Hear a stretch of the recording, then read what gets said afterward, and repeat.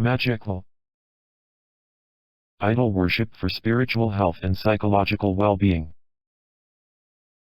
You have a routine when you get up in the morning. You perform the same few actions pretty much the same every time, and this is your routine. It's sort of like a ritual, but instead of being devised it just sort of fell into place. A devised ritual is this: when you get to work you most likely have an order in which you do things. This is called protocol because it is assigned or devised, yet expected and required by your superiors, or if self-employed, for efficiency in the business. We often call those things our rituals, and in some ways they are. What you perform in the physical waking world gets replayed endlessly in your brain as the information is assimilated into your DNA, which is passed on to your offspring. It also happens that activities which we repeat often become elements in our dreaming sequences. This is your computer brains at work. The archetypes in your subconscious are symbolic representations of the type of person or situation you are most concerned with at the time. If you are young and just starting out in the workforce, some of you may be finding it more difficult to move up in your career or the company you work for than other people who are doing the same thing you are. Because of this you feel you need some equalizer, perhaps because you know you are just as good at as the others and maybe even better. You know you can excel, and yet it seems as if something is holding you back. If you accept that most of your luck is the result of your own volition, then you know that only you can fix it. The archetype most associated with survival is located in the Muladhara chakra, or one could say he is in the basement of the church, your body being the church or temple of God. The esoteric is to practice astral projection, gain lucidity, and talk to the archetype directly, which is not as easy as it sounds. You could just pray to the God form of the archetype with all sincerity, hope and desire, and maybe it will get through to him. But this archetype isn't much for sympathy. Remember, this is the childlike aspect of yourself, not the infant, but the part of you that gets it done. The part which is fight or flight.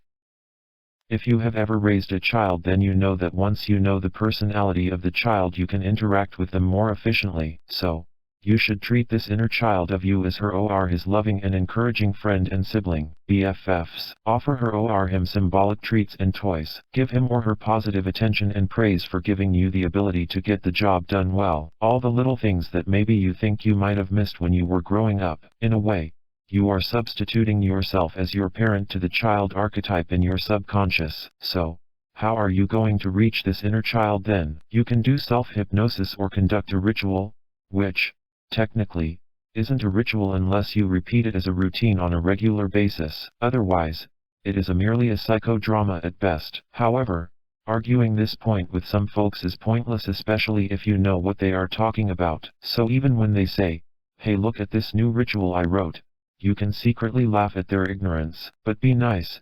It could have been you at one time. Over 1/3 of the people on this planet gain effective results from various forms of what is known as idol worship.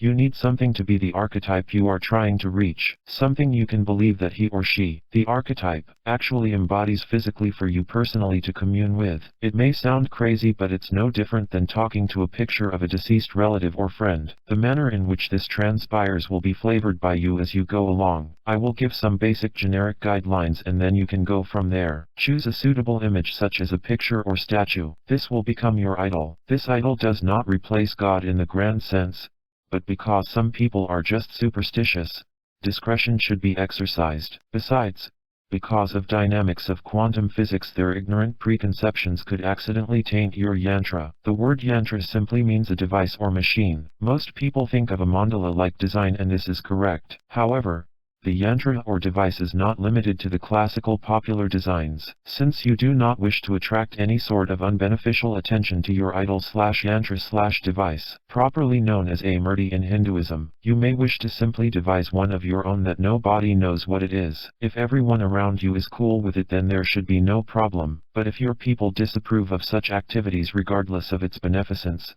then the best course of action is to simply not cast your pearls before swine. But don't think of them as swine because that's arrogant. Think of more as not giving occasion to sin, if you will. So, now that you have chosen your idol, what are you going to do with it? Well, as was previously mentioned, you are going to seek its blessings so that you can, in this case, do well at work. And just how do you do this, you ask? There are many ways, and I will go over these in following posts. Real masters have no need to advertise. It's called a cult for a reason. It's between you and God. The author, Magical, is not a qualified psychologist or therapist in any fashion. Please seek the help of a qualified professional if you need to. However, I hope for this series of posts to help others as I explore myself and discuss dreams and other related things. So feel free to comment if you like, as I am always willing to learn. Tell your friends. Love, Magical.